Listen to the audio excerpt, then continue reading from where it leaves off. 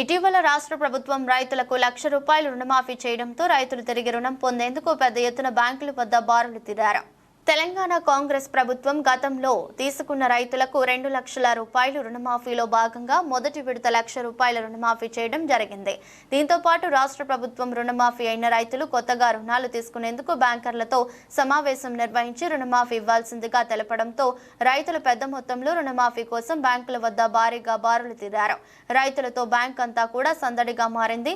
సరైన ధృవీకరణ పత్రాలు ఉన్న వారికి రుణం ఇవ్వడం జరుగుతుందని బ్యాంక్ అధికారులు తెలిపారు.